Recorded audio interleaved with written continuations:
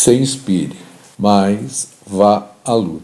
Seja o único responsável por você. Neste vídeo estaremos completando as etapas do projeto de uma instalação de bombeamento que foram apresentadas no YouTube, no canal alemão McFlu Resolve. Está aqui o endereço do vídeo. Lá nós partimos dos dados iniciais, dimensionamos as tubulações, primeiro a tubulação de recalque, tubulação após a bomba, e depois a tubulação antes da bomba, que foi adotado um diâmetro imediatamente superior. Através do esboço da instalação que estava sendo projetada, foi especificado os comprimentos das tubulações e os seus comprimentos equivalentes dos acessórios usados. Escrevemos a equação da curva característica da instalação, a nossa CCI, especificamos a vazão de projeto, escolhemos preliminarmente a bomba, partimos de um dado fabricante, no caso a 1000, selecionamos a bomba para 3.500 RPM e para 1.750 RPM, mencionamos como era especificado o ponto de trabalho, como era verificado o fenômeno de cavitação, como era selecionado o motor elétrico comercial e como calculávamos o consumo de operação. Porém, isso não foi feito numericamente. Foi estabelecido como uma atividade para exercitar seu cérebro e ampliar a sua inteligência. Neste vídeo agora estarei apresentando e completando essas três últimas etapas. Nós tínhamos a nossa instalação, tínhamos os dados e era um exercício para que seja possível exercitar o cérebro. Vamos começar com o ponto de trabalho para a bomba de 3.500 RPM. Nós tínhamos a equação da CCI, tínhamos as curvas do HB em função da vazão, rendimento em função da vazão, e do NPSH requerido em função da vazão para a bomba selecionada, no caso de 3.500 RPM da Embil, que era a INE 32-160.1. Pegávamos as vazões da bomba selecionada e paramos aí. O que nós vamos ter que fazer agora? Nós vamos ter que determinar o coeficiente de perda de carga distribuída na sucção e no recalque e, através deles, calcular a carga necessária para que o fluido percorra a instalação que estamos projetando com a vazão Q. Vamos mostrar passo a passo. Nós vamos iniciar com a tubulação antes da bomba. Com a tubulação antes da bomba, nós entrávamos com a massa específica do fluido que estava sendo bombeado, no caso 1.300 kg por metro cúbico. Entrávamos com a viscosidade deste fluido, que era 1,88 vezes 10 a menos 2 kg por metro vezes segundo. Com esses dois parâmetros, nós calculávamos a viscosidade cinemática, já que a viscosidade cinemática é a viscosidade dinâmica dividida pela massa específica. Entrávamos com o diâmetro interno da tubulação antes da bomba em milímetro, no caso era de PVC 64,1.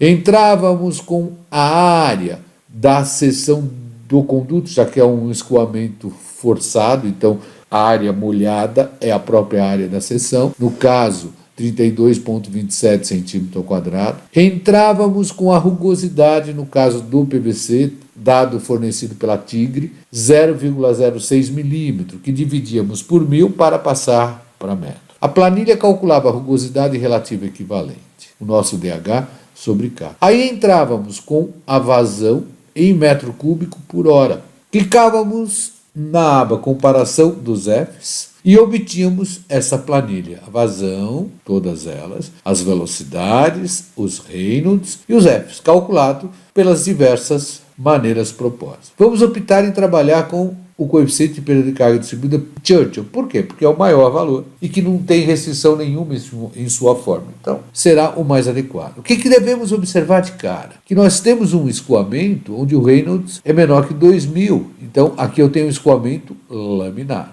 No escoamento laminar, eu tenho que rever as cargas cinéticas. Então, partindo da nossa CCI, essa parcela seria referente à carga cinética na seção final. Eu vou ter que corrigir, porque agora o alfa deixou de ser 1 e passou a ser 2. Dessa maneira, esse termo vai dobrar. Então, eu ficarei só para esse ponto, com essa alteração aqui na nossa equação da CCI. E aqui nós temos todos os Fs para as vazões que iremos trabalhar. Para o recalque, maneira análoga. A única coisa que vai alterar é o diâmetro interno em milímetro e a área em centímetro quadrado. Tiramos os valores. E aqui observamos que o primeiro pênalti para a vazão de 5 metros cúbicos por hora, eu estou no escoamento de transição. Mas ele está mais próximo do laminar. Então, por este motivo, eu vou fazer o desenvolvimento como se eu estivesse no escoamento laminar. E aí nós temos a nossa equação da CCI só para esse ponto, que é igual para a situação da tubulação antes da bomba. Dessa maneira, nós tínhamos para cada vazão, claro que no zero é tudo zero, para cada vazão os Fs de sucção e de recalque. Então eu vou substituir a vazão, só que aqui eu tenho que entrar com a vazão em metro cúbico por segundo, vou colocar os Fs e vou calcular o meu HS, que resulta nesses valores. Parei em 61,2, ou seja, com a vazão de 20. Por quê? Porque a minha maior bomba, no caso do rotor de 176 que havíamos escolhido, chega no máximo a 59,5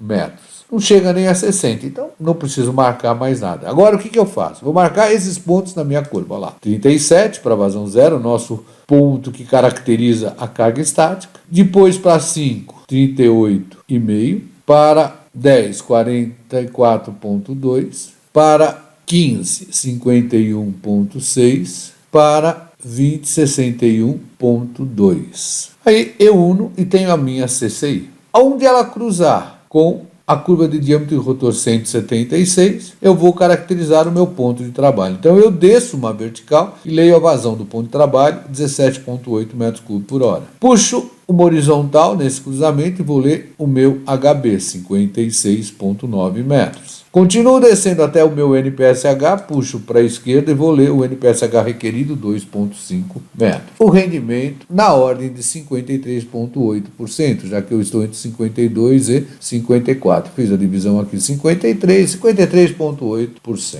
Fora isso, eu pego o meu rendimento máximo, puxo e vou determinar a minha vazão ótima, que no caso é 26 metros cúbicos por hora. Dessa maneira, eu vou conseguir especificar os pontos de trabalho. Então eu teria vazão de trabalho 17,8 metros cúbicos por hora, que é maior que a vazão de projeto. Então aqui está tudo bem. A minha carga manométrica de trabalho, 56,9, também maior do que a de projeto, que era 54 metros, também sem problema. Rendimento, 53,8%, é o que nós temos. O NPSH requerido, eu vou até acrescentar meio metro para a questão de segurança, então passaria a considerar 3 metros. O rendimento máximo, 60%, a minha vazão ótima deu 26 metros cúbicos por hora, aí eu vou especificar 50% dela em 1,2, o intervalo indicado pelo fabricante, e eu tenho 50% dela deu 13 metros cúbicos por hora, 1,2 te deu 1,2 metros cúbicos por hora, então a minha vazão de trabalho está perfeitamente dentro do intervalo recomendado pelo fabricante, então sem problema nenhum. Então eu parto daí para calcular a potência mecânica ou a potência nominal da bomba. Por que eu não peguei isso no gráfico? Porque lá foi feito para água e para água com uma densidade de 1.000 kg por metro cúbico. Então eu tenho que corrigir, já que eu não estou com a água e a minha densidade seria 1.300 kg por metro cúbico. Então eu calculei gama, está aqui o gama, massa específica da aceleração da gravidade, vazão em metro cúbico por segundo, por isso que eu dividi por 3.600, o HB e o rendimento, tudo para o ponto de trabalho. Aí eu vou ter que a minha potência mecânica ou a potência nominal da bomba no ponto de trabalho seria aproximadamente 6.662,2 watts, ou seja, 9,06 cavalos vapor. Agora, vou verificar se está ocorrendo o fenômeno de cavitação. Isso é fundamental antes de continuar o meu projeto. Então, verificando a cavitação, eu tenho aqui a minha instalação, eu vou pegar para a minha vazão de trabalho 17,8, determinar o meu F de Churchill para a tubulação antes da bomba. A partir daí eu vou calcular o meu NPSH disponível, que seria a cota inicial, mais a pressão inicial na escala absoluta, menos a pressão de vapor sobre gama, menos a perda de carga antes da bomba. Por isso que eu calculei o F para poder calcular essa perda. Outra coisa, essa cota inicial tem que ser determinada adotando o PHR no eixo da bomba. Então está aqui o meu PHR. Nesse caso eu teria o Z inicial 2 mais pressão inicial é a pressão atmosférica que foi dada 100.000 Pascal, menos a pressão de vapor que foi dada 8.200, dividido por gama, que é a massa específica 1.300 vezes 9,8, menos a perda de carga antes da bomba, o meu F, 0,0359, aquele Churchill, o valor que eu havia calculado e a vazão considerada em metro cúbico por segundo. Daí eu vou tirar que o meu NPSH disponível é 8,8 metros, maior que o NPSH requerido, portanto, não cavita. Aliás, a nossa reserva contra a cavitação, 8,8 menos 3, deu 5,8 metros. Excelente. Então, a nossa bomba de 3.500 RPM não está cavitando. Não estando cavitando, eu posso partir para a última etapa, que seria a especificação do motor elétrico comercial e o cálculo do consumo de operação. Então, nós vamos lá. O que eu faço? Eu vou adotar um rendimento, não vou seguir a recomendação do Massintari, mas a minha. Vou pegar um rendimento do motor de 0,9, vou tirar um NM de referência 10,09 CV. Tem os motores comerciais, eu vou selecionar o de 10 cavalos. Poxa, mas por que o de 10? Esse aqui deu 10,07. Porque escolhendo o de 10, eu vou ficar com rendimento abaixo de 95%, que é totalmente admissível. Eu tenho um rendimento de 90,6%, o que é recomendado. Se recomenda trabalhar com motores com rendimento acima de 90%. Dessa maneira, eu posso calcular o consumo de operação, que seria o meu motor selecionado, vezes 735 para passar para watts, dividido por 1.000, passar para quilowatts, vezes 8 horas dia, vezes 30 dia mês, que vai nos dar um consumo de operação de 1.764 kWh mês. Esses são para a minha bomba de 3.500 RPM. Vamos fazer o mesmo trabalho para 1.750 RPM. Então, vamos partir primeiro para a especificação do ponto de trabalho. Então, nós temos a nossa CCI, nós já temos o F de sucção, recalque o HS, que é o mesmo que havíamos calculado, só que agora eu vou trabalhar com as vazões 0, 10 e 20. Vou marcar essas vazões, está aqui, marquei, olha, para 0, 37, para 10, 44,2, para 20, 61,2. Vou unir os pontos, tenho a minha CCI, onde ela cruza com a minha CCB de diâmetro de rotor 133, eu vou definir a vazão de trabalho, deu aproximadamente 18 metros cúbicos por hora. Vou puxar uma horizontal, vai me dar o HB de trabalho, 57,5 metros. Vou descer para cá, puxar para a esquerda, vou ler o meu NPSH requerido, 3,3 metros, e vou ter um rendimento na ordem de 33%. Daí eu tenho que a potência no ponto de trabalho é gama Q, HB, rendimento, tudo do ponto de trabalho. Calculo essa potência que vai me dar 15,1 CV ou 11.099,25 watts. Vou buscar a minha vazão ótima para verificar se eu estou no intervalo. Então, primeiro, em relação ao ponto de trabalho, vazão 18 metros cúbicos por hora, maior que a vazão de projeto, sem problema. HB 57,5 metros, maior do que 54, que era o de projeto, sem problema. Rendimento baixo, 33%. NPSH requerido 3,3, eu vou acrescentar 0,5, por segurança vai ficar 3,8 metros. Rendimento máximo, 43%, vou ler a minha vazão ótima, 31,5 metros cúbicos por hora. Vou pegar 0,5 desse valor e 1,2 desse valor e vou verificar que 0,5 seria 15,75, menor do que 18, que 18 é menor do que 37,8, que seria 1,2. Portanto, o nosso ponto está no intervalo recomendado pelo fabricante. Então, aí não temos problema. Nossa potência no ponto de trabalho, potência nominal da bomba, potência mecânica, 15,1 CV. Feito isso, eu vou verificar o meu fenômeno de cavitação. Verificando a cavitação, com 18, eu vou calcular o meu F de Churchill, 0,0358. Vou lembrar do meu NPSH disponível, cota inicial com pHr no eixo da bomba, tá lá. Pressão inicial na escala absoluta, no caso é a pressão atmosférica, menos a pressão de vapor da conhecida, menos gama, menos a perda antes da bomba, calculada para a vazão do ponto de trabalho. Dessa maneira, eu substituo os valores, lembrando que a vazão tem que entrar em metro cúbico por segundo, e vou ter um NPSH disponível aproximadamente 8,8 metros. Vejam que aqui eu esqueço até as regras de aproximação, aproximo para baixo. É maior que o requerido, não cavita. Aliás, eu tenho uma reserva na ordem de 5 metros. Não cavitando, eu vou partir para a última etapa, que seria a escolha do motor elétrico comercial e o cálculo do consumo de operação. E vamos nós. Olha, eu vou adotar um rendimento de 90%.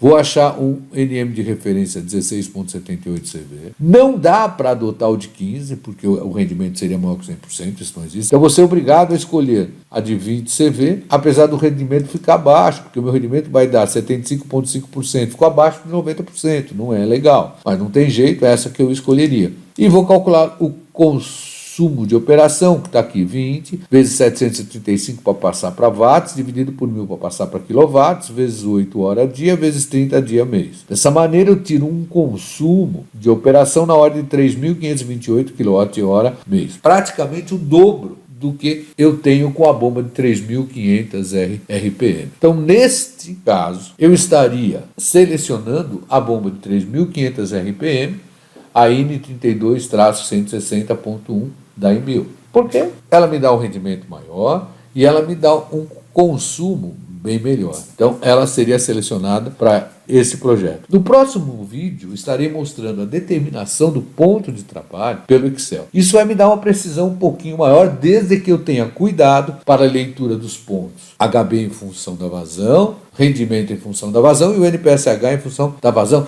para o fabricante. Então, se eu tomar cuidado aí, eu vou ter uma precisão melhor. Aguardem o próximo vídeo. Fim por hoje. Bons estudos. Qualquer dúvida, entre em contato com raimundo.ignacio@escoladavida.eng.br.